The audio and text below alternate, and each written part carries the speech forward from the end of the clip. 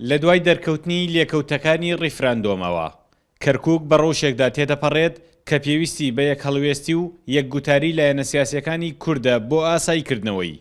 ئێستا کورد بەشێک لە دەسەڵاتەکانی لەو پارێزگایەدا لەدەستدا نییە.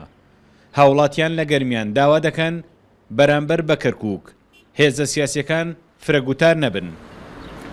داواکارین لە لایەنە سیاسیەکان کە یەکدەنگ بن لە ناوچە دابڕێوەکاندا بۆی هەڵبژاردنەکە بە شێوەیەکی تەندروست بەڕێوە بچێت و کورد دەسەڵاتی شەرعی کامل لە کەرکووک بەدەست بێنێت و هەرچی زووە یەکریز بن بۆەوەی دەنگەکان ڕێک بێت و پارێزگای کەرکووک ئەو پرسەیەک لا بکرێتەوە.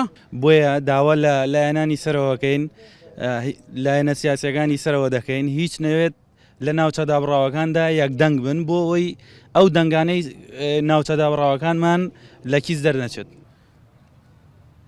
بەشێک لە ڕێکخراوەکانی کۆمەلگای مەدەنیش لە گەرمیان لە بەیاننامەی چەندە ئەو پەیامە بۆ لایەنە سیاسیەکان دەنێرن کە بەرژەوەندی خەڵک و خاک لە کەرکووکدا بخەنە پێش بەرژەوەندی سیاسیەکانیانەوە بۆ گەڕانەوەی ڕەوشە ئاساییەکەی کەرکووک. ئەم جیاوازیە لە هەڵوێستدا ئاراستەی گونجاوی چارەسەر نییە. ئێستا کەرکووک بە بارودۆخێکی تایبەت داگوزەر دەکات بە تایبەت دوای ئەنجامدانی ڕیفراندۆم.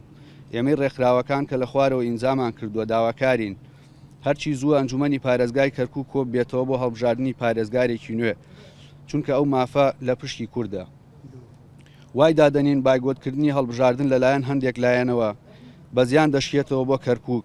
یەکلیستی هەڵوێستی لایەنە سیاسیەکان بە پێویست دەزانین بۆ قۆناغی ئەمڕۆ. داوامان لە هەموو حیزب و لایەنەکان هەیە سازش لە بەرژەوەندی تەسکی حیزبایەتی بکەن لە پێناو بەرژەوەندی گشتی و شاری کەرکووک. تەنها بەوە دەتوانین مافە یاسایی و دەستوریەکان زامن بکرێت.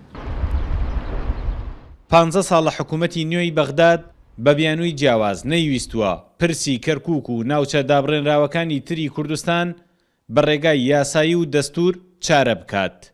لەم ڕەوشە تازەیەی ئەو شارەشدا هاوڵاتیان دەڵێن ئەگەر لایەنەکان بە خەمساردیەوە لە پرسەکەی بڕوانن ئایندەی کەرکووک بۆ کورد بەڕوونی نابینرێت.